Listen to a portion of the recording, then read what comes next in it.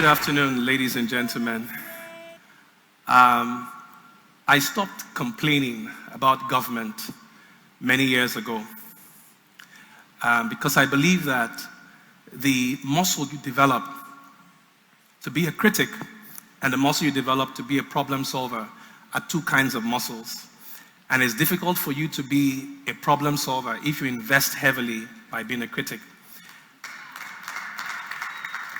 And so what happened to me many years ago, about 20 years ago, when Chief Olusegun Obasanjo was president of Nigeria, was that I sat down one day like every Nigerian complaining. And then it then hit me, if you are Nigeria's president, what would you do differently? And so as I thought, my brain knocked. Because really, I couldn't find a coherent, solution to the problems that, I thought were prevailing in Nigeria. And so from then on, I committed myself to finding out how do you solve Nigeria's problems? How do you solve problems? So I started looking for ways to solve problems from then on.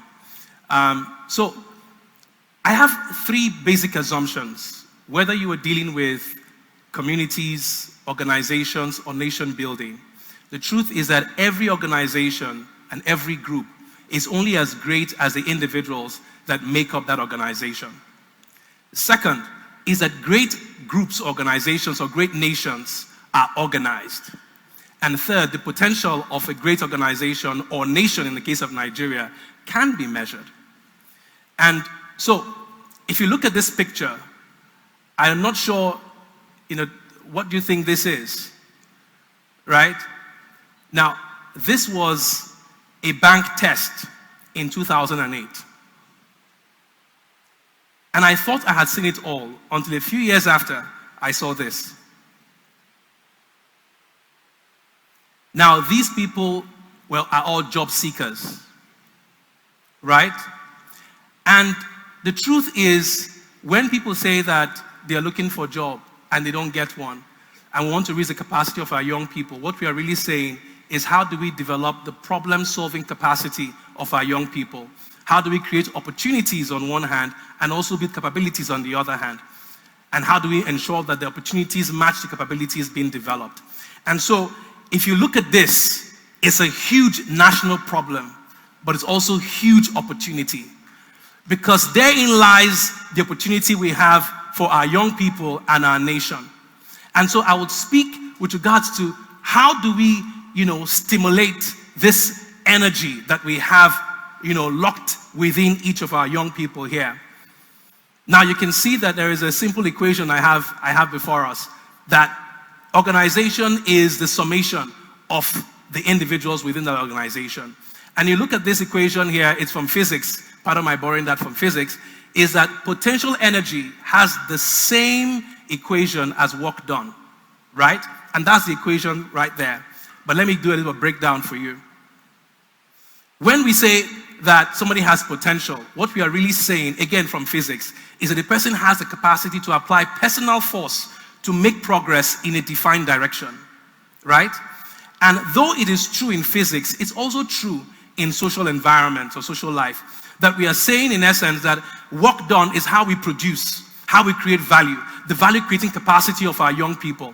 And I say that there are about 5 elements that we need to consider, 3 listed on my slide. The first is to say you build the internal character or discipline, our ability to embrace routines, embrace the boring stuff. The things that make life work are the boring things. The sun rises, the sun sets. The earth revolves around earth revolves around the sun, the moon around the earth, electrons around atoms. If you look at these things, these are boring things, but they're the things that cause life to happen. You breathe in, you breathe out.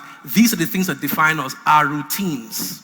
The boring things, not fantastic initiatives, but how we are able to, follow procedures and maintain those procedures every day. That I call character. Second is rate of progress.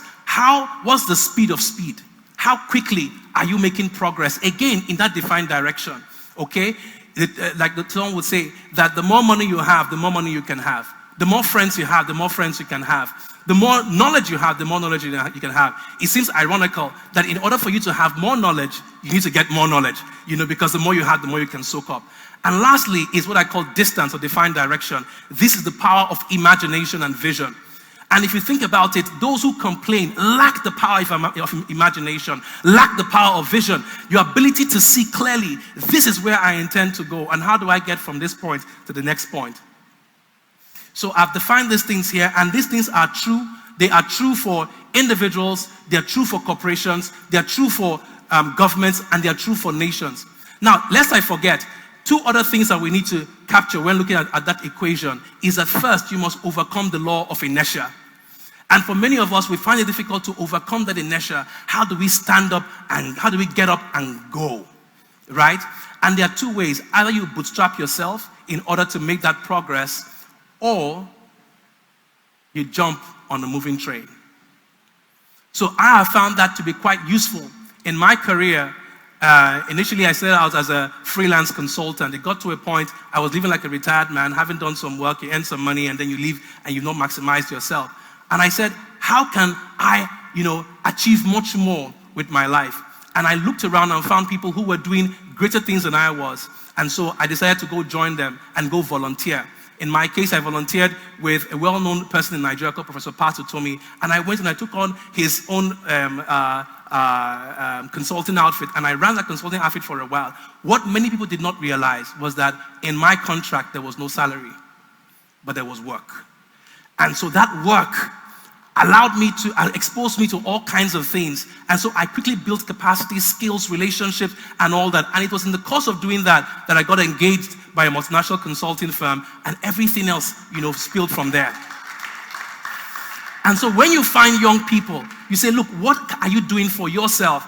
You're not earning any money, but at the same time, your CV isn't growing, your resume isn't being built up. You can't lose on both ends, right?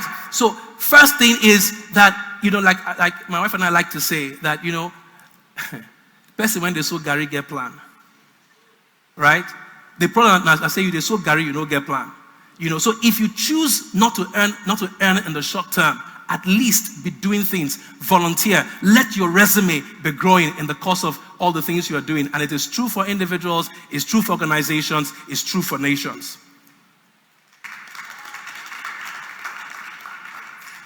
So in the course of all my work, eventually I found myself doing private sector work and also public sector work. And at some point, there was a need in the Nigerian government. And someone in the villa said to me, Daniel, we need this help. We can't afford it, but please come and join us. And I felt that I had a unique opportunity to come serve. And so I resigned from a consulting firm where I was paid in hard currency, and I took on a job, with government, where for about a year, I earned no income. It was a very difficult time, but I learned a lot, and I was able to achieve quite a lot working, in the space of government. But I'll share one of the lessons that I learned doing this. I was engaging with junior level government officials, and I kept on hearing the same, saying, if only government will, government should, government should. Then I started dealing with mid-level government officials. They too were saying, the government needs to do this, the government needs to do that. Then I was dealing with senior level government officials. They too were saying, government should, government should. Then I was now in the villa. And I was hearing people say, if only the government. And I said, come on. So where is government? And I said to myself and to my friends, I am government. I am government. If you see a problem, do something, go solve it. If there's a problem on your road, go look for laterite, look for sand, look for whatever. Cover that hole. Take responsibility. We need more leaders as citizens, because we're looking at the top, but our problem is citizenship. The average person knowing that he is responsible, he is government, and he can make a difference in his own society. This is what we need to do, because really, there is no Oga at the top. It's all of us are responsible for the future of Nigeria and the future of Africa.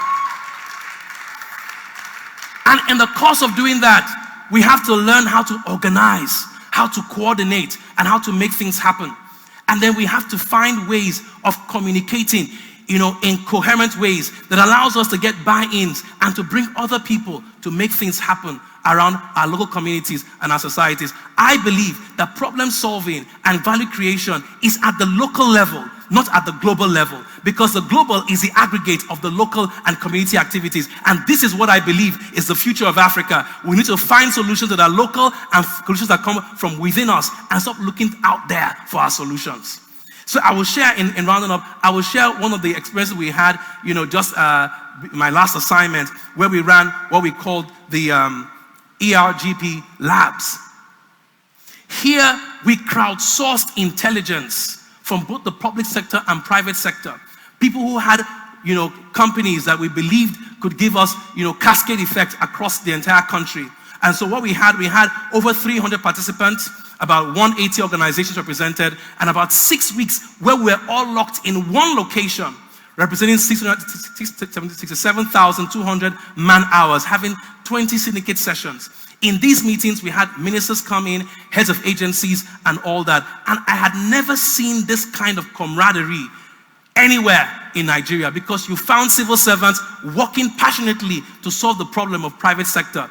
Though there were labs, though they were experimental, but we saw huge results in those initiatives that we ran.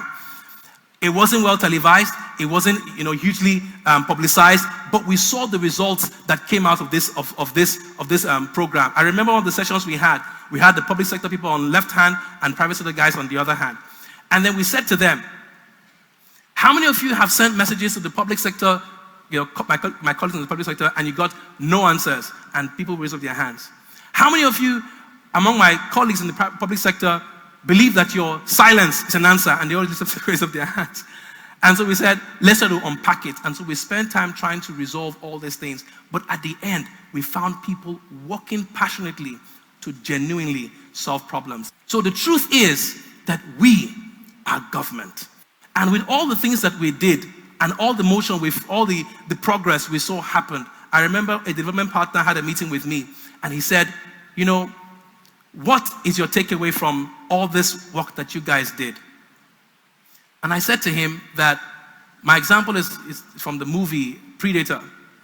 And you remember in Predator, there was this foreign, this alien creature that came into Earth, and then this Navy SEAL kind of guys were trying to fight, the creature. The creature was taking them out one by one. And at some point, one of the guys began to shoot in all directions. And as he was shooting, he grazed the creature. And then there was blood on green blood on one of the leaves. And Jesse the Body Ventura went to it and then tapped it and said, it bleeds, therefore we can kill it. And so my conclusion is that we saw progress, working with the public sector people, and we saw huge results in those labs that we ran. And I said, as far as Nigeria is concerned, it bleeds. Therefore, we can solve Nigeria's problem and create huge solutions. Thank you very much.